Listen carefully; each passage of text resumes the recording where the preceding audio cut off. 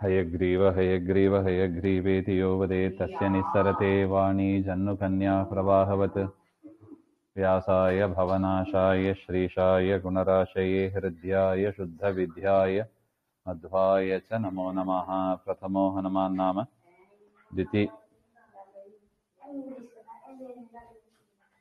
द्वितीयो भीम एव च पूर्णप्रज्ञस्तृतीयस्तु भगवत्कार्यसाधकः। आपादमौलिपर्यन्तं गुरूणामाकृतिं स्मरेत् तेन विघ्नाः प्रणश्यन्ति सिद्ध्यन्ति च मनोरथाः। ಹರಿಕಥಾಮೃತಸಾರ ಗುರುಗಳ ಕರುಣರಿಂದ ಪಣಿತು ಪೇಳುವೆ ಪರಮ ಭಗವದ್ಭಕ್ತರಿದನಾದರದಿ ಕೇಳುವುದು. ಹೃದಯ ಗೋಸುಕ ಪೋಗಿ ಕಾನನ ಭದರಿ ಫಲಗಳಪೇಕ್ಷೆಯಿಂದಲಿ ಪೊದೆಯೊಳಗೆ ಸಿಕ ಬಿದ್ದು ಬಾಯಿ ತೆರೆದವನ ತೆರೆನಂತೆ ವಿಧಿಪಿತನ ಪೂಜಿಸದೆ ನಿನ್ನಯ ಉದರ ಗೋಸುಕ ಸಾಧುಲಿಂಗ ಪ್ರದರುಷರಗಾರಾದಿಸುತ ಬಳಲದಿರು ಭವದೊಳಗೆ. ಇದು ನಿನ್ನೆ ನೋಡಿದ್ದು 21ನೇದು. ಅಂದರೆ ಕರ್ಮ ವಿಮೋಚನ ಸಂಧಿಯಲ್ಲಿ 21ನೇ ಶ್ಲೋಕ. ಕ್ಷೋಣಿಪತಿ ಸುತ ನೆನಿಸಿಗೈದು ಕಾಣಿ ಕೊಟ್ಟುವ ತೆರದಿಸು ಮನಸಧೇನು ಮನೆಯೊಳಗಿರಲು ಗೋಮಯ ಭಯಸುವಂತದಲ್ಲಿ ವೇಣುಗಾನ ಪ್ರಿಯನ ಅಹಿಕ ಸುಖಾನುಭವ ಬೇಡದಲೆಳಕು ಪ್ರಾಣನಾಥನ ಪಾದ ಭಕುತಿಯ ಬೇಡುಕೊಂಡಾಡು. ಕ್ಷೋಣಿಪತಿ, ಕ್ಷೋಣಿ ಅಂದರೆ ಭೂಮಿ, ಭೂಮಿಪತಿಯಾದ ಮಹಾರಾಜ ಅವನ ಸುತನೆನಿಸಿ ಅವನ ಮಗ ಅಂತ ತಿಳಿದು ದುಃಖಾಣಿಗೆ ಕೈಯೊಟ್ಟುವ ತೆರದಿ, ಹಣಕ್ಕಾಗಿ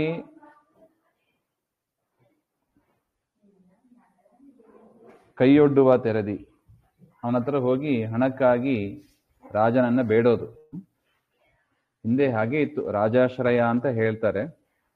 ದುಡ್ಡು ಕಾಸು ಬೇಕು ಅಂದ್ರೆ ರಾಜರ ಹತ್ರ ಹೋಗಿ ಕೇಳೋದು.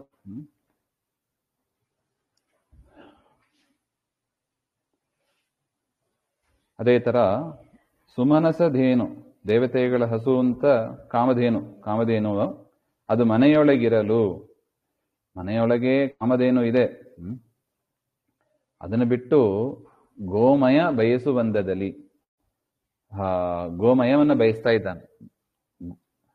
ಗೋವೇ ಅದು ಎಂಥ ಗೋವು, ದೇವತೆಗಳ ಲೋಕದಲ್ಲಿ ಇರತಕ್ಕ ಕಾಮಧೇನು, ಅಂತಹ ಹಸುವೇ ಇರುವಾಗ, ಮನೆಯಲ್ಲಿ ಇರುವಾಗ ಗೋಮಯವನ್ನ ಬೇಡಿ ತಂದಂತೆ ಬಯಸುವಂದದಲ್ಲಿ. ಅದೇ ರೀತಿಯಾಗಿ ವೇಣುಗಾನ ಪ್ರಿಯನ ಅಹಿಕ ಸುಖಾನುಭವ ಬೇಡದಲೆ, ವೇಣುಗಾನ ಪ್ರಿಯನಾದ ಶ್ರೀ ಕೃಷ್ಣನನ್ನ ಬೇಡದೆ, ಅವನಲ್ಲಿ ಪ್ರಾರ್ಥನೆ ಮಾಡದೆ, ಅಹಿಕ ಸುಖಾನುಭವ ಬೇಡದಲೆ, ವಿಷಯ ಭೋಗಗಳನ್ನು ಕೊಡು ಅಂತ ಬೇಡದೆ, ಲಕ್ಷ್ಮೀ ಪ್ರಾಣನಾಥನ, ಲಕ್ಷ್ಮೀ ವಲ್ಲಭನಾದ ಆ ಪರಮಾತ್ಮನ ಪಾದ ಭಕುತಿಯ ಬೇಡು ಕೊಂಡಾಡು, ಪರಮಾತ್ಮನ ಪಾದದಲ್ಲಿ ಭಕ್ತಿಯನ್ನ ಬೇಡು, ಆ ಪರಮಾತ್ಮನನ್ನ ಸ್ತೋತ್ರ ಮಾಡು ಅಂತ ಅರ್ಥ. ಅಂದ್ರೆ ಎಷ್ಟು ಚಂದ ಉದಾಹರಣೆ ಕೊಡ್ತಾರೆ ನೋಡಿ. ರಾಜನ ಹತ್ರ ಹೋಗಿ ದುಡ್ಡು ಕೊಡು ಅಂತ ಕೇಳಬಾರದಂತೆ. ಮತ್ತೆ ಏನ್ ಮಾಡ್ಬೇಕು? ಮನೆಯಲ್ಲೇ ವೇಣುಗೋಪಾಲ ಇದ್ದಾನೆ, ಮನೆಯಲ್ಲಿ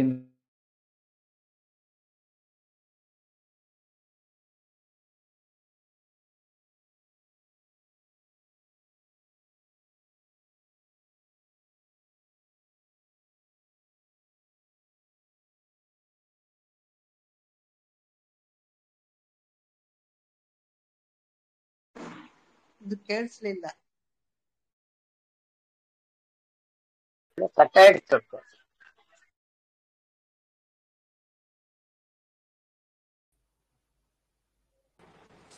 ಹೌದು, ಯಾರೇ ಕೇಳಲ್ಲ ಆಚಾರ್ಯ. ಸ್ವಲ್ಪ ನೆಟ್ ಕನೆಕ್ಷನ್ ಹೋಯ್ತು. ಈಗ ಕೇಳಿಸ್ತಾ ಇದೆಯಾ? ಈಗ ಕೇಳುತ್ತೆ.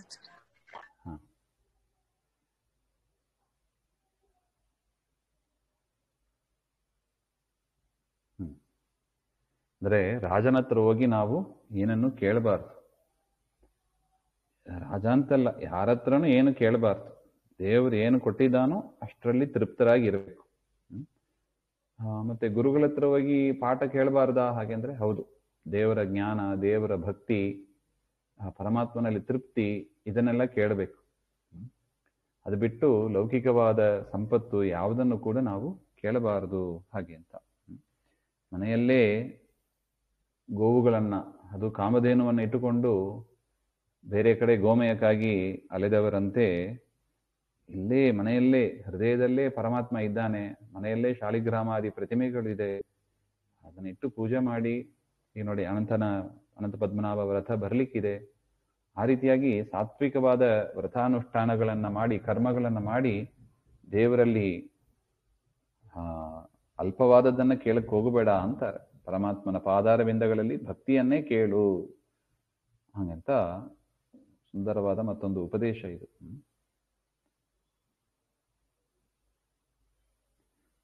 ಇನ್ನು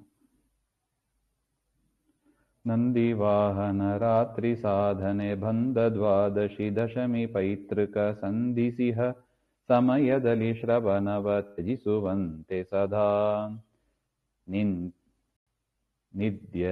ನಿತ್ಯರಿಂದಲಿ ಬಂದ ದ್ರವ್ಯವ ಕಣ್ತೆರೆದು ನೋಡದಲಿ ಶ್ರೀಮದಾನಂದ ತೀರ್ಥಂತರ್ಗತನ ಸರ್ವತ್ರ ಭಜಿಸುತ್ತಿರು.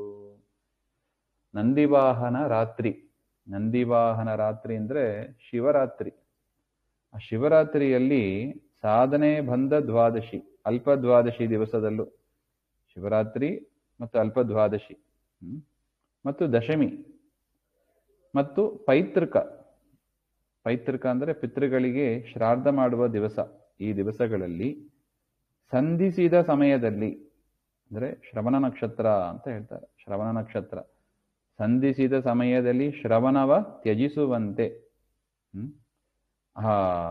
ಆ ಶಿವರಾತ್ರಿ, ಅಲ್ಪದ್ವಾದಶಿ, ದಶಮಿ, ಈ ಶ್ರಾದ್ದ, ಈ ಸಂದರ್ಭಗಳಲ್ಲಿ ಶ್ರವಣ ನಕ್ಷತ್ರ ಬಂದರೂ ಕೂಡ ಅವತ್ತು ಶ್ರವಣ ಉಪವಾಸ ಮಾಡಬಾರ್ದು. ಶ್ರವಣ ಉಪವಾಸ ವಿಷ್ಣು ಪಂಚಕದಲ್ಲಿ ಒಂದು, ಅದು ಭಾರಿ ಶ್ರವಣ ಉಪವಾಸ ಸಿಗೋದೇ ಕಷ್ಟ ಇದೆ.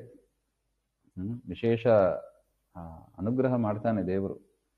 ಆದರೆ ಕೆಲವು ದಿವಸಗಳಲ್ಲಿ ಅದನ್ನು ಮಾಡ್ಲಿಕ್ಕಿಲ್ಲ. ನವರಾತ್ರಿ ದಿವಸ, ಅಲ್ಪದ್ವಾದಶಿ, ದಶಮಿ, ಶ್ರಾದ್ದ ದಿವಸ ಶ್ರವಣ ಉಪವಾಸ ಮಾಡಬಾರದು ಅಂತ ಇದೆ.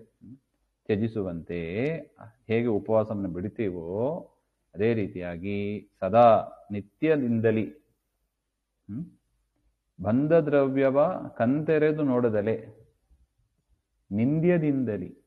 ನಿಂದ್ಯ ಅಂದ್ರೆ ಅಧರ್ಮ ಮಾರ್ಗದಿಂದ ಸಂಪಾದಿಸಿ ಬಂದ ಹಣವನ್ನ ಕಣ್ತೆರೆದು ನೋಡದಲೆ, ಅದನ್ನ ಕಣ್ತೆರೆದು ನೋಡದೆ ಶ್ರೀಮದ್ ಆನಂದ ತೀರ್ಥಾಂತರ್ಗತನ ಸರ್ವತ್ರ ಭಜಿಸಿದ್ರು. ಶ್ರೀಮದ್ ಮಧ್ವಾಂತರ್ಗತ ಶ್ರೀಮದ್ ಗೋಪಾಲಕೃಷ್ಣನನ್ನ ಸರ್ವತ್ರ ಭಜಿಸಿದರು. ಸದಾ ಸ್ತೋತ್ರ ಮಾಡ್ತಾ ಇರು ಹಾಗೆ ಅಂತ. ಹೇಗೆ ಕೆಲವು ದಿವಸಗಳು ಶ್ರವಣ ನಕ್ಷತ್ರ ಅದು ಉಪವಾಸಕ್ಕೆ ಯೋಗ್ಯ ಅಲ್ಲವೋ, ಅದೇ ರೀತಿಯಾಗಿ ಅವತ್ತಿನ ದಿವಸ ಅಲ್ಲ, ಅವತ್ತು ಉಪವಾಸ ಮಾಡಬಾರ್ದು. ಅದೇ ರೀತಿಯಾಗಿ ಅದು ಅಧರ್ಮ ಆಗ್ತದೆ. ಅಧರ್ಮ ಮಾರ್ಗದಿಂದ ಬಂದ ಹಣಗಳನ್ನ ಕೂಡ ನೀನು ತ್ಯಜಿಸು, ಅದನ್ನು ಸ್ವೀಕಾರ ಮಾಡಬೇಡ ಅಂತ ಅರ್ಥ.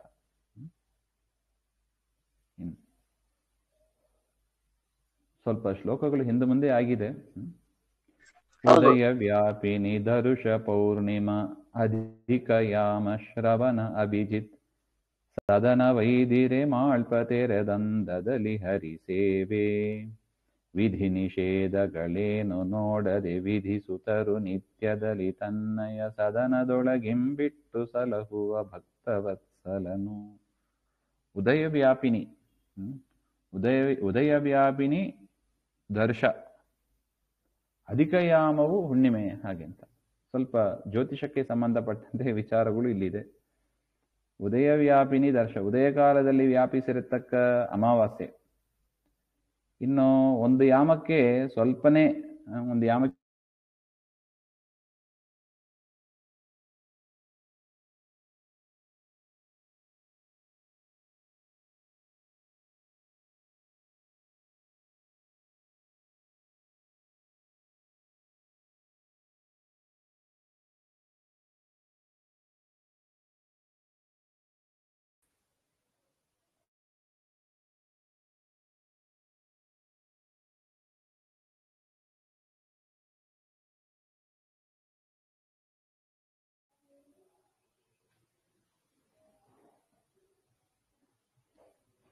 ಕೇಳಿಸ್ತಾ ಇದೆಯಾ?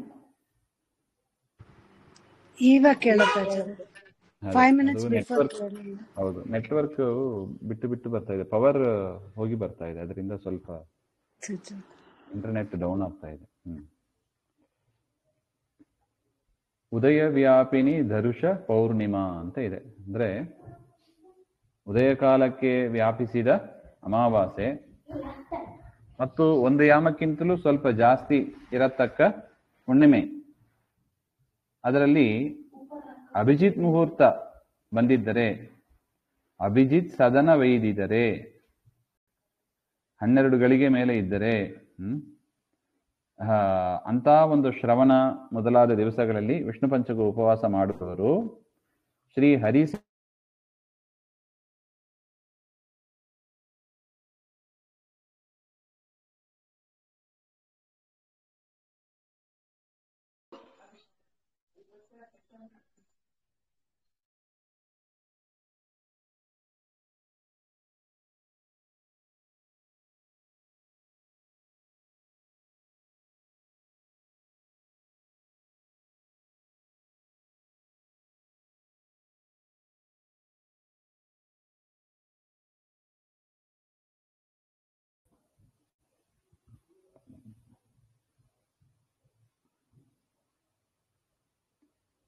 ಹೇಗೆ ಉಪವಾಸವನ್ನು ಮಾಡ್ತಾರೋ ಅದೇ ತರ ವಿಧಿ ನಿಷೇಧಗಳನ್ನು ನೋಡದೆ, ಏನು ಮಾಡಬೇಕು ಏನು ಮಾಡಬಾರದು ಹಾಗೆ ಅಂತೆಲ್ಲ ಯಾವುದನ್ನು ನೋಡದೆ, ಇದು ಒಳ್ಳೆಯದು ಕೆಟ್ಟದ್ದು ಅಂತ ಯೋಚನೆ ಮಾಡಿದೆ ನೀ ಮಾಡಿದ ಕರ್ಮಗಳನ್ನೆಲ್ಲವನ್ನು ನಿತ್ಯದಲ್ಲಿ ವಿಧಿಸುತ್ತಿರು. ನಿತ್ಯದಲ್ಲೂ ಪರಮಾತ್ಮನಿಗೆ ಅರ್ಪಣೆ ಮಾಡು. ಇದು ಒಳ್ಳೆಯದು ಇದು ಕೆಟ್ಟದು ಹಾಗೆ ಅಂತೆಲ್ಲ ವಿಭಾಗ ಮಾಡಬೇಡ, ಎಲ್ಲವನ್ನು ದೇವರಿಗೆ ಸಮರ್ಪಣೆ ಮಾಡಿಬಿಡು. ಭಕ್ತವತ್ಸಲನು ತನ್ನಯ ಸದನದೊಳಗೆ ಇಂಬಿಟ್ಟು ಸಲಹುವ. ಪರಮಾತ್ಮ ಭಕ್ತವತ್ಸಲ ತನ್ನ ಮನೆಯಲ್ಲಿ ಇಟ್ಟು ರಕ್ಷಣೆ ಮಾಡ್ತಾನೆ ಹಾಗೆ ಅಂತ ಅರ್ಥ.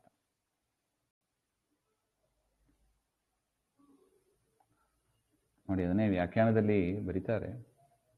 ಉದಯ ವ್ಯಾಪಿನಿ ದರ್ಶ ಪೌರ್ಣಿಮಾ ಸೇತುಯಾಮಿಕ ಮಧ್ಯಾಹ್ನ ವ್ಯಾಪಿನಿ ಶ್ರೋಣೋವ ಪೋಷ್ಯ ವಿಷ್ಣು ತತ್ಪರೈ ಹಾಗೆ ಅಂತ ಧರ್ಮಶಾಸ್ತ್ರದಲ್ಲಿ ಹೇಳಿದಂತೆ, ಸೂರ್ಯೋದಯದಲ್ಲಿ ಅಮಾವಾಸ್ಯೆ 7 ಗಳಿಗೆ ಇರಬೇಕು ಮತ್ತು 1 ಯಾಮನಾದರೂ ಹುಣ್ಣಿಮೆ ಇರಬೇಕು. ಈ ರೀತಿಯಾಗಿ ಮಧ್ಯಾಹ್ನದಲ್ಲಿ ಶ್ರವಣ ಇರಬೇಕು. ಹಾಗಿದ್ರೆ ಮಾತ್ರ ಉಪವಾಸ ಮಾಡಬೇಕು ಅಂತ ಹೇಳಿದ್ದಾರೆ. ಎಲ್ಲ ಹುಣ್ಣಿಮೆ ಅಮಾವಾಸ್ಯೆ ಶ್ರವಣದಲ್ಲೂ ಉಪವಾಸ ಅಂತ ಹೇಳಿಲ್ಲ.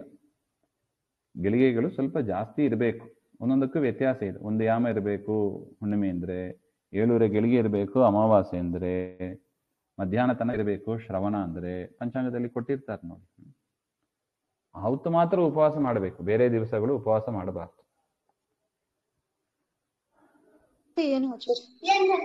ಅದರಿಂದ ಈ ರೀತಿಯಾಗಿ ಹೇಗೆ ಉಪವಾಸವನ್ನ ಈ ದಿವಸಗಳಲ್ಲಿ ಬಿಡದೆ ನಾವು ಹೇಗೆ ಮಾಡ್ತೀವಿ, ಅದೇ ತರ ವಿಧಿ ನಿಷೇಧಗಳನ್ನು ಎರಡನ್ನು ಕೂಡ ಸಂದೇಹ ಪಡದೆ ನಾವೇನ್ ಮಾಡಬೇಕು, ದೇವರಿಗೆ ಸಮರ್ಪಣೆ ಮಾಡಬೇಕು. ಪರಮಾತ್ಮ ನಮ್ಮನ್ನ ಅನುಗ್ರಹ ಮಾಡ್ತಾನೆ ಅಂತ ಅರ್ಥ.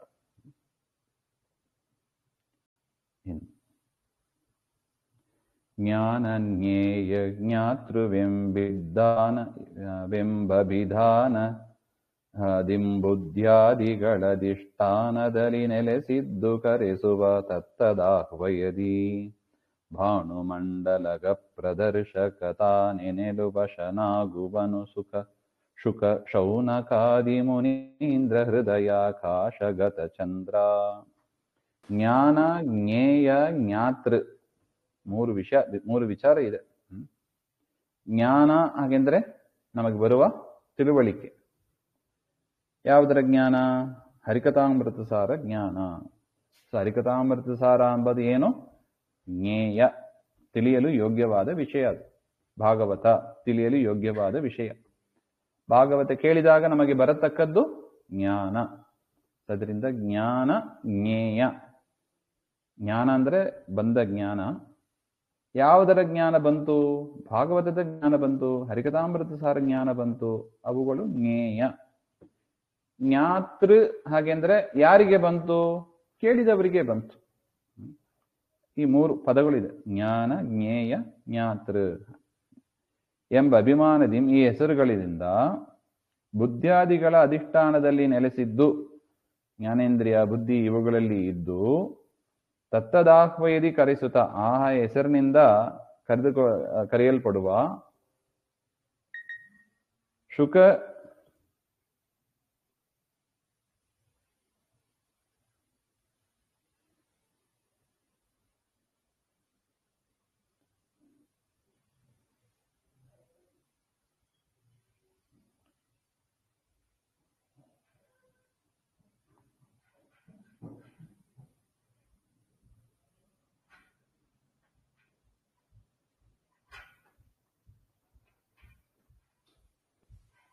ಶುಕ ಶೌನಕಾದಿ ಮುನೀಂದ್ರ, ಶುಕಾಚಾರ್ಯರು, ಶೌನಕ ಋಷಿಗಳು ಮೊದಲಾದ ಮುನಿಗಳಿಗೆ ಸ್ವಾಮಿಯಾದ ಪರಮಾತ್ಮ ಹೃದಯಾಕಾಶಗತ ಚಂದ್ರ, ಅವರ ಹೃದಯಾಕಾಶದಲ್ಲಿ ಇರುವ ಚಂದ್ರನಂತೆ ಶೀತಲವಾದ ಗುಣಗಳನ್ನ ಇರತಕ್ಕ ಭಾನುಮಂಡಲಗ, ಸೂರ್ಯಮಂಡಲದಲ್ಲಿ ಇರುವ ಪ್ರದರ್ಶಕ ತಾನೆನಿಸಿ ಜ್ಞಾನೋಪದೇಶಕ ಹಾಗೆ ಅಂತ ಚಿಂತಿಸುತ್ತಾ ವಶನಾಗುವನು. ಭಕ್ತಿಯಿಂದ ಧ್ಯಾನ ಮಾಡುವವರ ವಶನ ಆಗುತ್ತಾನೆ. ಹೇಗೆ ಶುಕಾಚಾರ್ಯರು ಶೌನಕರಿಗೆ ಮೊದಲಾದ ಋಷಿಗಳಿಗೆ ದೇವರು ವಶನಾದ. ಹೇಗೆ ವಶನಾದ? ಅವರ ಚಿಂತನೆ ಹಾಗಿತ್ತು. ಪರಮಾತ್ಮನ ಭಕ್ತಿಯಿಂದ ಧ್ಯಾನ ಮಾಡ್ತಾ ಇದ್ರು. ಏನು ಅಂತ? ಚಂದ್ರನಂತೆ ಪರಮಾತ್ಮ ಶೀತನೂ ಆಗಿದ್ದಾನೆ, ಸೂರ್ಯಮಂಡಲದಲ್ಲಿ ಇದ್ದು ಉಪದೇಶಕನು ಆಗಿದ್ದಾನೆ, ಜ್ಞಾನೋಪದೇಶಕನು ಆಗಿದ್ದಾನೆ ಅಂತ ಚಿಂತಿಸಿ ಭಕ್ತಿಯಿಂದ ಅವರು ಧ್ಯಾನ ಮಾಡಿದರೆ ಅವರ ವಶ ಹೇಗಾದನೋ ಅದೇ ರೀತಿಯಾಗಿ ಪರಮಾತ್ಮ ಜ್ಞಾನ, ಜ್ಞೇಯ, ಜ್ಞಾತೃ ಈ ರೀತಿಯಾಗಿ ನಾನಾ ಹೆಸರುಗಳಿಂದ ಎಲ್ಲ ಕಡೆ ಇದ್ದು ಅವನನ್ನೇ ಕರೀತಾರೆ. ಜ್ಞಾನಿಗಳು ಆ ರೀತಿಯಾಗಿ ಉಪಾಸನೆ ಮಾಡಿದ್ದಾರೆ. ಅದರಿಂದ ನಾವು ಕೂಡ ಆ ರೀತಿಯಾಗಿ ಉಪಾಸನೆ ಮಾಡಬೇಕು. ಅಂದ್ರೆ ಏನರ್ಥ? ಇದು ಕೇವಲ ಯಾವುದೋ ಭಾಗವತ ಹಂಗೇನು ತಿಳಿಬಾರ್ದು. ಇದು ಪರಮಾತ್ಮನೇ ವಿಚಾರ. ಪುಸ್ತಕವೂ ಪರಮಾತ್ಮನದ್ದೇ. ಕೇಳುವವ ನಮ್ಮೊಳಗಿದ್ದು ಪರಮಾತ್ಮನೇ ಕೇಳ್ತಾನೆ. ಹೇಳುವವರು ಪರಮಾತ್ಮನೇ ಒಳಗಿದ್ದು ಹೇಳ್ತಾನೆ. ನನಗೆ ಬಂದ ಜ್ಞಾನ ಅದು ಕೂಡ ಪರಮಾತ್ಮನ ಅನುಗ್ರಹದಿಂದಲೇ ಬಂದದ್ದು. ಈ ರೀತಿಯಾಗಿ ಭಗವನ್ಮಯವಾಗಿ ಚಿಂತಿಸಬೇಕು. ಉಪದೇಶ ಮಾಡುವವ ಎಲ್ಲರಲ್ಲೂ ದೇವರನ್ನೇ ಚಿಂತನೆ ಮಾಡಬೇಕು ಅಂತ ಹೇಳ್ತಾರೆ. ಯಾಕೆ? ದೊಡ್ಡವರು ಹಂಗೆ ಮಾಡಿದ್ದಾರೆ. ಶುಕ, ಶೌನಕರು ಎಲ್ಲರೂ ರೀತಿಯಾಗಿ ಮಾಡಿದ್ದಾರೆ. ನೀನು ಅದೇ ತರ ಮಾಡು ಅಂತ ಒಟ್ಟು ಉಪದೇಶ.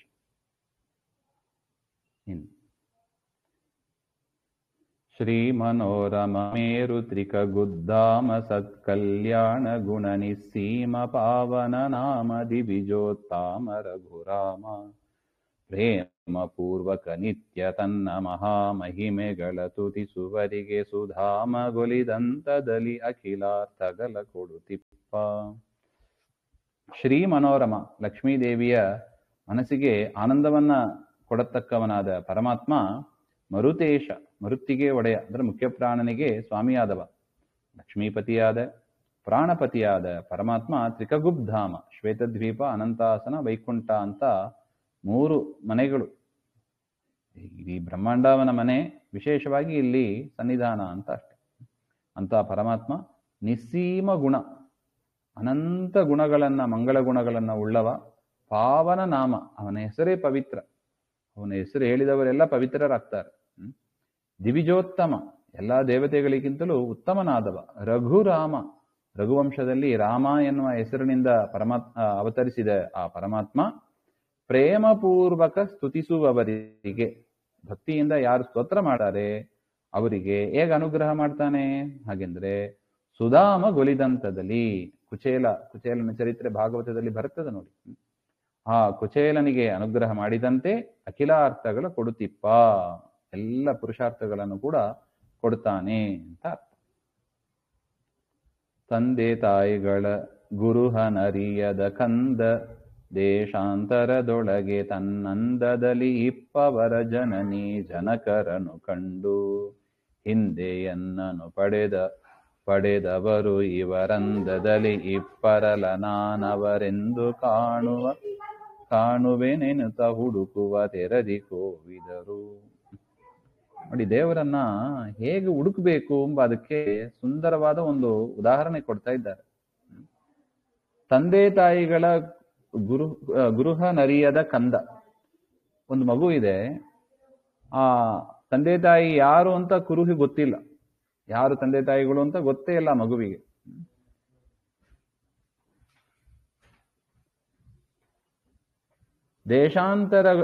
ದೇಶಾಂತರದೊಳಗೆ ತನ್ನಂದದಲ್ಲಿ ಇಪ್ಪವರ. ಆ ಮಗು ದೊಡ್ಡವನಾದ ಮೇಲೆ ಹುಡುಕ್ತಾನೆ, ದೇಶಾಂತರಕ್ಕೆ ಹೋಗಿ ಹುಡುಕ್ತಾನೆ. ತನ್ನಂದದಲ್ಲಿ ಇಪ್ಪವರ ಜನನಿ ಜನಕರನ್ನು ಕಂಡು, ತನ್ನಂತೆ ವಯಸ್ಸು ಇರತಕ್ಕ ಅವರನ್ನೆಲ್ಲ ನೋಡಿ, ತನ್ನಂತೆ ಮಕ್ಕಳು ಇರತಕ್ಕ ಆ ತಂದೆ ತಾಯಿಯರನ್ನ ನೋಡಿ, ಹಿಂದೆ ನನ್ನನ್ನು ಪಡೆದವರು ಇವರಂದದಲ್ಲಿ ಇಪ್ಪರಲೇ, ನನ್ನನ್ನು ಪಡೆದ ತಂದೆ ತಾಯಿಗಳು ಕೂಡ ಇವರಂತಾನೆ ಇರ್ತಾರಲ್ವೇ ಹಾಗೆ ಅಂತ ಚಿಂತಿಸುತ್ತಾ, ನಾನು ಅವರ ಎಂದು ಕಾಣುವೇನೆಂದು, ನಾನು ಅವರನ್ನ ಎದ್ದು ಕಾಣುವೇನಪ್ಪ, ನನ್ನ ತಂದೆ ತಾಯಿಯರನ್ನ ಎದ್ದು ಕಾಣುವೆ ಹಾಗೆ ಅಂತ ಹುಡುಕುವ ತೆರದಿ. ಹೇಗೆ ಮಗನಾದವ ತಂದೆ ತಾಯಿಯನ್ನ ಗುರುತು ಹಿಡ್ಕೊಂಡು ಹುಡುಕ್ತಾನೋ, ಅದೇ ತರ ಕೋವಿದರು ಜ್ಞಾನಿಗಳು ದೇವರನ್ನ ಹುಡುಕ್ತಾರೆ ಅಂತ. ಅಂದ್ರೆ ಅಷ್ಟು ಕಾತುರ ಇರಬೇಕು ಹಾಗೆ ಅಂತ. ಇದು ಒಂದು ಉದಾಹರಣೆ ಮಾತ್ರ. ನಾವು ದೇವರನ್ನ ಹೇಗೆ ಹುಡುಕಬೇಕು ಹಾಗೆ ಅಂತ ಸ್ಪಷ್ಟ ಆಗಿಲ್ಲ ಇಲ್ಲಿ. ತಂದೆ ತಾಯಿಗಳನ್ನ ನೋಡದೆ, ಸಣ್ಣ ವಯಸ್ಸಿಂದ ಕಾಣದೇ ಇರುವ ಒಂದು ಮಗು ಹೇಗೆ ತಂದೆ ತಾಯಿಯನ್ನ ಕಂಡಾಗ ಹುಡುಕುವ ಒಂದು ಪ್ರಯತ್ನ ಮಾಡ್ತಾ ಇದ್ದಾನೆ, ಕಂಡಾಗ ಆನಂದ ಪಡ್ತಾನೆ, ಅದೇ ತರ ಹಾಗೆ ಅಂತ ನಿಲ್ಲಿಸಿದ್ದಾರೆ. ಮುಂದಿನ ಶ್ಲೋಕದಲ್ಲಿ ಹೇಳ್ತಾರೆ ನೋಡಿ. ಶ್ರುತಿ ಪುರಾಣ ಸಮೂಹದೊಳು ಭಾರತ ಪ್ರತಿ ಪದಗಳೊಳು ನಿರ್ಜಿತನ ಗುಣರೂಪಗಳ ಹುಡುಕುತ ಪರಮಹರುಷದಲ್ಲಿ ಮತಿಮತರು ಪ್ರತಿ ದಿವಸ ಸಾರಸ್ವತ ಸಮುದ್ರದಿ ಶಬರಿಯಂದದಿ ಸತತ ಸಂಚರಿಸುವರು ಕಾಣುವ ಲವಲವಿಕೆಯಿಂದ. ಶ್ರುತಿ ಪುರಾಣ ಸಮೂಹದೊಳು ಭಾರತ ಪ್ರತಿ ಪದಗಳೊಳು, ಜ್ಞಾನಿಗಳು ಶ್ರುತಿ ಪುರಾಣ, ವೇದಗಳು ಪುರಾಣಗಳು, ಭಾಗವತ ಮಹಾಭಾರತ ಪುರಾಣಗಳು ಮತ್ತು ಭಾರತದ ಪ್ರತಿ ಪದಗಳಲ್ಲೂ, ಮಹಾಭಾರತದ ಒಂದೊಂದು ಪದಗಳಲ್ಲೂ ಕೂಡ ನಿರ್ಜಿತನ, ಯಾವತ್ತೂ ಗೆಲುವೇ ದೇವರಿಗೆ ಅಂತ ಉತ್ತಮ ಪರಾಕ್ರಮಶಾಲಿಯಾದ ಪರಮಾತ್ಮನ ಗುಣಗಳನ್ನು ಪರಮಹರುಷದಲ್ಲಿ ಹುಡುಕುತ್ತಾ ಮತಿವಂತರು ಭಾರಿ ಸಂತೋಷದಿಂದ ಹುಡುಕ್ತಾರೆ. ಪರಮಾತ್ಮನ ಗುಣಗಳನ್ನ ಶಾಸ್ತ್ರಗಳ ಮೂಲಕ ಕೇಳಿ ತಿಳಿದು ಅವರು ಭಾರಿ ಸಂತೋಷ ಪಡ್ತಾರೆ. ಅದು ಹೇಗಿರ್ತದೆ ಅಂದ್ರೆ, ಅದೇ ತಂದೆ ತಾಯಿಗಳನ್ನ ಗುರುತು ಗೊತ್ತಿಲ್ಲದ ಮಗು ಹೇಗೆ ಹುಡುಕ್ತಾನೋ ಲವಲವಿಕೆಯಿಂದ, ಅದೇ ತರ ಜ್ಞಾನಿಗಳು ಹುಡುಕ್ತಾರೆ ದೇವರನ್ನ ಶಾಸ್ತ್ರಗಳಲ್ಲಿ ಅಂತ ಅರ್ಥ. ಪ್ರತಿ ದಿವಸ ಸಾರಸ್ವತ ಸಮುದ್ರದಿ, ಅಂದ್ರೆ ಪ್ರತಿ ದಿವಸವೂ ಕೂಡ ಸಾರಸ್ವತ ಅಂದ್ರೆ ಭಾರತ ಭಾಗವತಾದಿ ಶಾಸ್ತ್ರ ಎನ್ನುವ ಸಮುದ್ರ, ಆ ಸಮುದ್ರದಲ್ಲಿ ಶಪರಿ ಅಂದದಿ, ಶಬರಿ ಅಂದ್ರೆ ಶಫರಿ ಅಂದ್ರೆ ಮೀನು ಸಮುದ್ರದಲ್ಲಿ ಮೀನು ಇರ್ತದೆ ನೋಡಿ, ಅದೇನ್ ಮಾಡ್ತದೆ, ನೀರಲ್ಲಿದ್ರೆ ಬದುಕ್ತದೆ ಅಷ್ಟೇ, ನೀರನ್ನು ತೆಗೆದ್ರೆ ಅದಕ್ಕೆ ಪ್ರಾಣವೇ ಹೋಗ್ಬಿಡುತ್ತೆ. ಅದೇ ತರ ಶಾಸ್ತ್ರ, ಮಹಾಭಾರತ, ಭಾಗವತ ಮೊದಲಾದ ಶಾಸ್ತ್ರಗಳಲ್ಲಿ ಮುಳುಗಿರ್ಬೇಕು. ದಾಸರು ಹೇಳ್ತಾರೆ ನೋಡಿ, ಮಧ್ವ ಮತಾಬ್ದಿಯೋಳು ಮೀನಾಗಿರಬೇಕು, ಇದು ಭಾಗ್ಯವಯ್ಯ ಹಾಗೆ. ಮಧ್ವ ಮತ ಎನ್ನುವ ಸಮುದ್ರದಲ್ಲಿ ಹೇಗಿರ್ಬೇಕು, ಮೀನಿನಂತೆ ಇರಬೇಕು. ಅಂದ್ರೆ ಏನರ್ಥ, ನೀರಿನಲ್ಲಿ ಇದ್ರೆ ಮೀನು ಬದುಕ್ತದೆ ಅಷ್ಟೇ. ಯಾವತ್ತು ನಾವು ಶಾಸ್ತ್ರ ಓದಕ್ಕಾಗಲ್ಲ, ಕೇಳಲಿಕ್ಕಾಗಲ್ಲ, ಅವತ್ತು ದೇಹ ಬಿಡೋದೇ ಒಳ್ಳೇದು, ಮಾತಿಗೆ ಹೇಳೋದು. ಅಂದ್ರೆ ಸದಾ ಶಾಸ್ತ್ರ ಚಿಂತನೆ ನಿರಂತರ ಮಾಡಬೇಕು ಹಾಗೆ ಅಂತ ವಿಚಾರ ಒಟ್ಟು. ಶಪರಿ ಅಂತದಿ ಲವಲವಿಕೆಯಿಂದ ಪರಮಾತ್ಮನ ಮಹಿಮೆಯನ್ನ ತಿಳ್ಕೋಬೇಕು ಎನ್ನುವ ಒಂದು ಕುತೂಹಲದಿಂದ ಸತತ ಸಂಚರಿಸುವರು, ಸತತವಾಗಿ ಗುರುಗಳ ಹತ್ರ ಹೋಗಿ ಸಂಚಾರ ಮಾಡ್ತಾ ಇರ್ತಾರೆ, ಶ್ರವಣ ಮನನಾದಿಗಳನ್ನ ಅವರು ಮಾಡ್ತಾ ಇರ್ತಾರೆ ಅಂತ ಅರ್ಥ.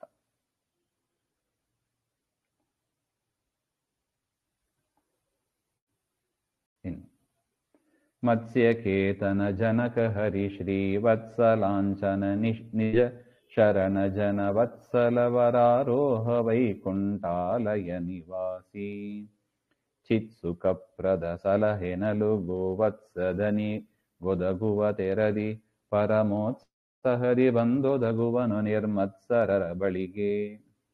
ಮತ್ಸ್ಯಕೇತನ ಜನಕ. ಮತ್ಸ್ಯಕೇತನ ಅಂದ್ರೆ ಮನ್ಮಥನನ್ನ ಹುಟ್ಟಿಸಿದ ಪರಮಾತ್ಮ ಶ್ರೀಹರಿ. ಶ್ರೀವತ್ಸ ಲಾಂಛನ, ಶ್ರೀವತ್ಸ ಎನ್ನತಕ್ಕ ಒಂದು ಚಿಹ್ನೆ, ಹೃದಯದಲ್ಲಿ ಶ್ರೀವತ್ಸ ಚಿಹ್ನೆ ಉಳ್ಳವ ಅಂತ ಅರ್ಥ. ನಿಜ ಶರಣ್ಯ ಜನ ವತ್ಸಲ, ಯಾರು ಭಕ್ತಿಯಿಂದ ಮೋಸ ಗೀಸ ಮಾಡದೆ, ತೋರ್ಪಡಿಗೆಗೆ ಅಳ್ಳದೆ, ನಿಜವಾದ ಜ್ಞಾನ ಭಕ್ತಿಯಿಂದ ಯಾರು ಶರಣು ಹೋಗ್ತಾರೆ ಅವರಿಗೆ ಅತೀ ಪ್ರಿಯನಾದವ. ವರಾರೋಹ, ಉತ್ತಮವಾದ ವಾಹನದಲ್ಲಿ ಇರತಕ್ಕವ, ಅಥವಾ ವರ ಅಂದ್ರೆ ಉತ್ತಮಳಾದ ಲಕ್ಷ್ಮೀದೇವಿಯನ್ನ ತೊಡೆಯಲ್ಲಿ ಕೂಡಿಸಿಕೊಂಡವ ಅಂತ ಅರ್ಥ. ವೈಕುಂಠಾಲಯ ನಿವಾಸಿ, ವೈಕುಂಠದಲ್ಲಿ ವಾಸ ಮಾಡತಕ್ಕ ಆ ಪರಮಾತ್ಮ. ಚಿತ್ ಸುಖಪ್ರದ, ಚಿತ್ ಮತ್ತು ಸುಖ. ಚಿತ್ ಅಂದ್ರೆ ಜ್ಞಾನ, ಸುಖ ಅಂದ್ರೆ ಆನಂದ, ಜ್ಞಾನಾನಂದವನ್ನ ಕೊಡತಕ್ಕವ. ಸಲಹೆನಲು, ನನ್ನನ್ನು ಕಾಪಾಡು ಹಾಗೆ ಅಂತ ನಿರ್ಮತ್ಸರರ ಬಳಿಗೆ, ನಿರ್ಮತ್ಸರ, ಮತ್ಸರ ಹೊಟ್ಟೆ ಕಿಚ್ಚು ಇಲ್ಲದೆ, ಗೋವತ್ಸ ಧ್ವನಿಗೊದಗುವ ತೆರದಿ. ಈ ರೀತಿಯಾಗಿ ಯಾರು ತನ್ನನ್ನು ಕರೀತಾರೆ ಅವರ ಹತ್ರ ಪರಮಾತ್ಮ ಬರ್ತಾನಂತೆ. ಹೇಗೆ ಬರ್ತಾನೆ ಹಾಗಾದರೆ ದಾಸರು ಒಂದು ಉದಾಹರಣೆ ಕೊಡ್ತಾರೆ. ಕರು ಕರೀತದೆ, ಅಂಬಾ ಅಂತ ಕರೀತದೆ. ಆ ಕರು ಕರೆಯುವ ಶಬ್ದವನ್ನ ಕೇಳಿ ಆಕಳು ಹೇಗೆ ಓಡಿ ಬರ್ತದೆ ನೋಡಿ, ಹೇಗೋ ಅದೇ ತರ ಪರಮೋತ್ಸಾಹರಿ, ಭಾರಿ ಉತ್ಸಾಹದಿಂದ ಪರಮಾತ್ಮ ಬಂದೊದಗುವನು. ಶ್ರೀಹರಿ ನನ್ನನ್ನು ಕಾಪಾಡು ಹಾಗೆ ಅಂತ ನಾವು ಕರೀಬೇಕು.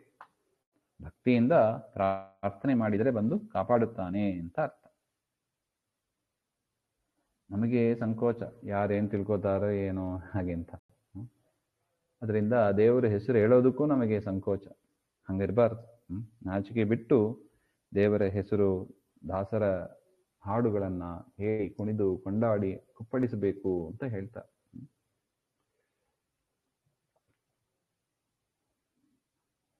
ಸೂರಿಗಳಿಗೆ ಸಮೀಪ ದುರಾಚಾರಿಗಳಿಗೆಂದೆಂದು ದೂರತರ ದುರ್ಲಭನೆನಿಸುವನು ದೈತ್ಯ ಸಂತತಿಗೆ. ಸಾರಿಗೆ ನೆನೆಬವರ ಸಂಸಾರವೆಂಬ ಮಹೋರಗಗೆ ಸರ್ಪಾರಿ ಎನಿಸಿ ಸದಾ ಸುಸೌಖ್ಯವ ನೀವ ಸುಜನರಿಗೆ. ಸೂರಿಗಳಿಗೆ ಸಮೀಪಗ, ಪರಮಾತ್ಮ ಎಂದಿಗೂ ಕೂಡ ಜ್ಞಾನಿಗಳಿಗೆ, ಜ್ಞಾನಿ ಅಂದ್ರೆ ಭಾರಿ ಇಷ್ಟ, ಅದಕ್ಕೆ ನಿರಂತರ ಶಾಸ್ತ್ರ ಶ್ರವಣ ಮನನ ಮಾಡಬೇಕು ಹಾಗೆ ಅಂತ. ಶಾಸ್ತ್ರ ಯಾರು ಓದ್ತಾರೆ, ಕೇಳ್ತಾರೆ, ಚಿಂತನೆ ಮಾಡ್ತಾರೆ, ಅದನ್ನ ಹಾಡಾಗಿ ಹೇಳ್ತಾರೆ, ದೇವರಿಗೆ ತುಂಬಾ ಇಷ್ಟ. ಜ್ಞಾನಿಗಳು ಅಂದ್ರೆ ತುಂಬಾ ಇಷ್ಟ ದೇವರಿಗೆ. ಇನ್ನು ದುರಾಚಾರಿಗಳಿಗೆ ಎಂದೆಂದು ದೂರ. ಇನ್ನು ದೇವರು ಹೇಳಿದ ಕ್ರಿಯೆಗಳನ್ನ ಯಾರು ಮಾಡೋದಿಲ್ಲ ಅವರಿಗೆ ದೂರ. ದೂರವಾಗಿ ಯಾವುದಿದೆಯೋ ಅದಕ್ಕಿಂತ ದೂರವಾಗಿ ಯಾವುದಿದೆ, ಸೂರ್ಯ ಇದ್ದಾನೆ, ಅದಕ್ಕಿಂತಲೂ ದೂರ. ಆ ಥರ ದೂರ. ದೈತ್ಯ ಸಂತತಿಗೆ ದುರ್ಲಭನೆನಿಸುವನು. ದೈತ್ಯರ ಹತ್ರ ಹೋಗೋದೇ ಇಲ್ಲ ದೇವರು, ಎಂದಿಗೂ ಕೂಡ ಅವ್ರ ಮೇಲೆ ಅನುಗ್ರಹ ಅಂಬದೇ ಇಲ್ಲ. ಯಾಕೆ? ಅವರಿಗೂ ಇವನು ಬೇಡ. ದೈತ್ಯರು ಎಂದಿಗೂ ದೇವರಲ್ಲಿ ಭಕ್ತಿ ಮಾಡುವವರಲ್ಲ, ಪ್ರೀತಿ ಎಂಬದೇ ಇಲ್ಲ. ಅದರಿಂದ ಸದಾ ದೇವರನ್ನ ದ್ವೇಷ ಮಾಡ್ತಾ ಇರ್ತಾರೆ. ಅದರಿಂದ ದೇವರು ಅವರ ಹತ್ರ ಹೋಗೋದೇ ಇಲ್ಲ. ಇನ್ನು ಸಾರಿಗೆ ನೆನೆವವರ, ಪ್ರತಿ ಕ್ಷಣದಲ್ಲೂ ಮತ್ತೆ ಯಾರು ಜ್ಞಾನಿಗಳು, ಸಜ್ಜನರು, ಹರಿದಾಸರು ದೇವರನ್ನ ಸ್ಮರಿಸ್ತಾರೆ ಅವರಿಗೆ ಸಂಸಾರವೆಂಬ ಮಹೋರಗಕ್ಕೆ, ಮಹಾ ಉರಗ, ಸಂಸಾರ ಎನ್ನುವುದು ದೊಡ್ಡ ಹಾವು. ಸಂಸಾರ ಎನ್ನುವುದು ದೊಡ್ಡ ಹಾವು. ಯಾಕೆ? ಭಾರಿ ವಿಷಭೂರಿತವಾದದ್ದು. ಆ ವಿಷಯಗಳು ಅಂಬಾದ್ರೆ ಅದು ವಿಷ ಅಂತ ಹೇಳ್ತಾರೆ. ವಿಷಮಯ, ವಿಷಯಕ್ಕೆ ಶರಣಾಗದೆ ಅಂತ. ಇಲ್ಲಿ ಇರತಕ್ಕ ವಿಷಯಗಳು ಒಂದೊಂದು ವಿಷಪ್ರಾಯವಾದದ್ದು. ಅದರಿಂದ ವಿಷಯದ ಕಡೆ ಮನಸ್ಸು ಹಾಕಬೇಡಿ ಅಂತ, ದೇವರ ಕಡೆ ಮನಸ್ಸು ಹಾಕಿ. ಈ ಸಂಸಾರ ಮೊಸಳೆ ಅಂತ ನಾವು ನೋಡಿದ್ದೀವಿ ಹಿಂದೆ. ಕಾಮ, ಕ್ರೋಧ, ಲೋಭ ಎಲ್ಲ ಮೊಸಳೆಗಳಂತೆ ನಮ್ಮನ್ನ ಸಂಸಾರಕ್ಕೆ ಎಳೆಯುತ್ತವೆ. ಅದೇ ತರ ಸರ್ಪದಂತೆ ನುಂಗಿ ಹಾಕುತ್ತವೆ ನಮ್ಮನ್ನ. ಅಂಥ ಸಂಸಾರವೆಂಬ ಮಹಾ ಸರ್ಪಕ್ಕೆ ಪರಮಾತ್ಮ ಏನಾಗಿದ್ದಾನೆ? ಸರ್ಪಾರಿ. ಸರ್ಪವನ್ನೇ ನುಂಗೋದು ಯಾವುದು ಅಂದ್ರೆ ಗರುಡ. ಗರುಡನಂತೆ ದೇವರು ಸಜ್ಜನರನ್ನ, ಸುಜನರಿಗೆ ಸದಾ ಸುಸೌಖ್ಯವನ್ನು ಒಳ್ಳೆಯದನ್ನೇ ಮಾಡ್ತಾನೆ, ಸೌಖ್ಯವನ್ನೇ ಕೊಡ್ತಾನೆ ಅಂತ ಅರ್ಥ. ಅದರಿಂದ ದೇವರ ಉಪಾಸನೆ ನಿರಂತರ ಮಾಡಬೇಕು ಅಂತ. ಇನ್ನು ಚಕ್ರ ಶಂಖ ಗದಾಬ್ಜಧರ ದುರದಿಕ್ರಮ ದುರಾವಾಸ ವಿಧಿ ಶಿವ ಶಕ್ರ ಸೂರ್ಯಾದ್ಯಮರ ಪೂಜ್ಯ ಪದಾಬ್ಜ ನಿರ್ಲಜ್ಜ ಶುಕ್ರ ಶಿಷ್ಯನ ಅಶ್ವಮೇಧ ಪ್ರಕ್ರಿಯವ ಕೆಡಿಸ್ಯಬ್ಜ ಜಾಂಡವತಿಕ್ರಮಿಸಿ ಜಾಹ್ನವಿಯ ಪಡೆದ ತ್ರಿವಿಕ್ರಮಾಹ್ವನನು.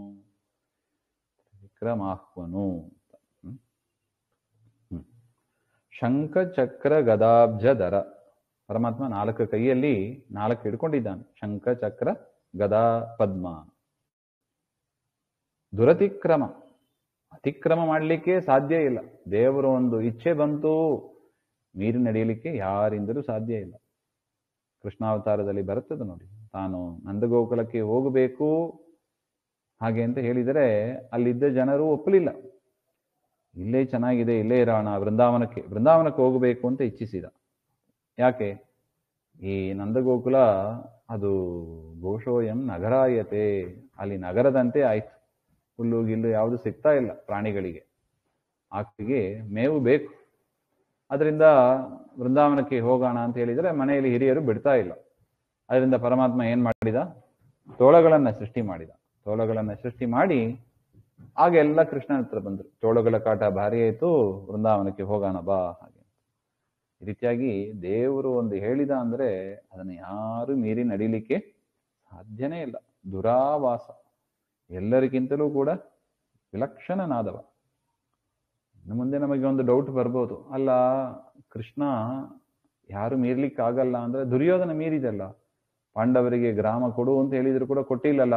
ಹಾಗೆಂದ್ರೆ ಪರಮಾತ್ಮನ ಇಚ್ಛೆ ಹಾಗೆ ಇತ್ತು, ಕೊಡಬಾರದು ಅಂತಾನೆ ಇತ್ತು. ಯಾಕೆ? ಯುದ್ಧ ಆಗಬೇಕಾಗಿದೆ, ಆದರೂ ಕೇಳಿದ್ರೆ ಕೊಡ್ತಾ ಇಲ್ಲ.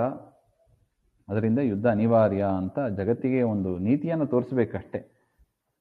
ದೇವರಿಗೆ ಏನ್ ಬೇಕಾಗಿತ್ತು? ಯುದ್ಧನೇ ಬೇಕಾಗಿತ್ತು. ಅದಕ್ಕೆ ತಕ್ಕಂತೆನೇ ದುರ್ಯೋಧನ ಪಡ್ಕೊಂಡೇ ಹೊರತು ದೇವರನ್ನ ಮೀರಿ ಯಾರು ಏನ್ ಮಾಡ್ಲಿಕ್ಕೆ ಆಗೋದಿಲ್ಲ. ಅಂತಹ ಪರಮಾತ್ಮ ವಿಲಕ್ಷಣನಾಗಿ ವಿಧಿ ಶಿವ ಶಕ್ರ. ವಿಧಿ ಅಂದ್ರೆ ಬ್ರಹ್ಮದೇವರು, ಶಿವ ಅಂದ್ರೆ ರುದ್ರದೇವರು, ಶಕ್ರ ಅಂದ್ರೆ ಇಂದ್ರದೇವರು. ಸೂರ್ಯಾದ್ಯಮರ ಪೂಜ್ಯ ಪದಾಬ್ಜ. ಸೂರ್ಯ, ಬ್ರಹ್ಮ, ರುದ್ರ, ಇಂದ್ರ, ಸೂರ್ಯ ಇವೇ ಮೊದಲಾದ ದೇವತೆಗಳಿಂದ ಪೂಜಿಸಲ್ಪಟ್ಟ ಪಾದ ಕಮಲಗಳು ಉಳ್ಳವ ಅಂತ. ವಿರ್ಲಜ್ಜ. ವಿರ್ಲಜ್ಜ ಅಂದ್ರೆ ನಾಚಿಕೆ ಇಲ್ಲದವ ಅಂತ ಬೈತಾರೆ. ಬೈಯೋದಲ್ಲ ಅದು. ಸತ್ಕಾರ್ಯ ಮಾಡೋದಕ್ಕೆ ನಾಚಿಕೆ ಯಾಕೆ? ತಪ್ಪು ಮಾಡುವವರು ನಾಚಿಕೆ ಪಡಬೇಕಷ್ಟೆ. ಒಳ್ಳೆ ಕಾರ್ಯ ಮಾಡುವವರು ನಾಚಿಕೆ ಯಾಕೆ? ಇನ್ನು ನಾಚಿಕೆ ಯಾವಾಗ ಪಡ್ತೀವಿ? ತಪ್ಪು ಮಾಡಿದವರು ನಾಚಿಸ್ತಾರೆ. ಹೌದಲ್ಲ? ಅದು ಒಳ್ಳೆಯವರಾಗಿದ್ರೆ, ಇಲ್ಲ ನಾ ಮಾಡಿದ್ದು ಸರಿ ಅಂತಾನೆ ಅವರು ವಾದ ಮಾಡ್ತಾ ಕೂತಿರ್ತಾರೆ. ತಪ್ಪು ಮಾಡಿದವರು, ತಪ್ಪು ಮಾಡಿ ತಾನು ಮಾಡಿದ ತಪ್ಪು ಅಂತ ಗೊತ್ತಿದ್ದವರು ನಾಚಿಕೆ ಪಡ್ತಾರೆ. 4 ಜನರ ಹತ್ರ ಹೇಳೋದಕ್ಕೂ ಕೂಡ ಲಜ್ಜೆ ಆಗ್ತದೆ. ಆದ್ರೆ ದೇವರಿಗೆ ನೋಡಿ ಯಾವ ದೋಷಗಳೇ ಇಲ್ಲ. ದೋಷ ದೂರನಾದ ಪರಮಾತ್ಮನಿಗೆ ಆ ದೋಷಗಳನ್ನ ಮುಚ್ಚಾಕೋದಕ್ಕೆ ನಾಚಿಕೆ ಮುಂತಾದ ಯಾವುದು ಇಲ್ಲ ಅಂತ ಅರ್ಥ. ಪರಮಾತ್ಮ ಗುಣಪೂರ್ಣ ಅಂತ ಅರ್ಥ ಒಟ್ಟು. ಇನ್ನು ಅಂತಹ ಪರಮಾತ್ಮ ಶುಕ್ರ ಶಿಷ್ಯನ ಅಶ್ವಮೇಧ ಪ್ರಕ್ರಿಯವ ಕೆಡಿಸಿ. ಶುಕ್ರಾಚಾರ್ಯರ ಶಿಷ್ಯ ಅಂದ್ರೆ ಯಾರು? ಬಲಿಚಕ್ರವರ್ತಿ. ಬಲಿಚಕ್ರವರ್ತಿಯ 100 ಅಶ್ವಮೇಧ ಯಾಗ ಮಾಡಬೇಕು ಅಂತ ಹೊರಟಿದ್ದ. 99 ಮುಗಿದಿತ್ತು, 100ನೇದು ಮಾಡ್ತಾ ಇದ್ದಾನೆ. 100 ಆಗಿದ್ರೆ ಅವನು ಇಂದ್ರ ಪದವಿಗೆ ಯೋಗ್ಯನಾಗ್ಬಿಡ್ತಾನೆ. ಆದರೆ ಇಂದ್ರ ಪದವಿಗೆ ಪುರಂದರನನ್ನು ಕೂಡಿಸಬೇಕು ಅಂತ ಪರಮಾತ್ಮನ ಇಚ್ಛೆ. ಯಾರು ಮೀರ್ಲಿಕ್ಕೆ ಸಾಧ್ಯ? ಯಾರೂ ಇಲ್ಲ. ಪರಮಾತ್ಮ ಬಂದ, 100 ಯಾಗ ಮಾಡಬಾರದು ಅಂತ ಬಂದ. ವಾಮನ ರೂಪಿಯಾಗಿ ಬಂದು ತ್ರಿವಿಕ್ರಮಾಹ್ವಯನು, ತ್ರಿವಿಕ್ರಮನಾಗಿ ಬೆಳೆದು ಅಬ್ಜಜಾಂಡವ ಅತಿಕ್ರಮಿಸಿ 2 ಹೆಜ್ಜೆಯಿಂದ ಇಡೀ ಬ್ರಹ್ಮಾಂಡವನ್ನು ಮೀರಿದ. ಬ್ರಹ್ಮಾಂಡದ ಕಾಂಪೌಂಡ್ ವಾಲ್ ಕರ್ಪರ ಸೀರಿ ಹೋಯಿತು. ಹೊರಗಿದ್ದ ಬಾಹ್ಯ ಜಲ ಒಳಗೆ ಬಂತು. ಅಂತ ಜಾಹ್ನವಿಯನ್ನ ಪಡೆದ ಪಾದಗಳಿಂದ ಪರಮಾತ್ಮ ಸೃಷ್ಟಿ ಮಾಡಿದ ಅಂತ ಅರ್ಥ. ಆ ಪರಮಾತ್ಮನನ್ನ ಮೀರ್ಲಿಕ್ಕೆ ಯಾರಿಂದಲೇ ಸಾಧ್ಯ? ಅದರಿಂದ ದೇವರು ಹೇಳಿದಂಗೆ ಕೇಳಿ ನಡ್ಕೊಂಡ್ರೆ ನಮಗೆ ಕ್ಷೇಮ ಅಂತ ಒಂದು ವಿಚಾರವನ್ನ ಇಲ್ಲಿಗೆ ಹೇಳ್ತಾ ಇದ್ದಾರೆ. ಮುಂದಿನದ್ದು ಮತ್ತೆ ನೋಡೋಣ. ಶ್ರೀಮಧ್ವಾಂತರ್ಗತ ಶ್ರೀಕೃಷ್ಣ ಅರ್ಪಣಮಸ್ತು. ಶ್ರೀ ಹರೇ ನಮಃ.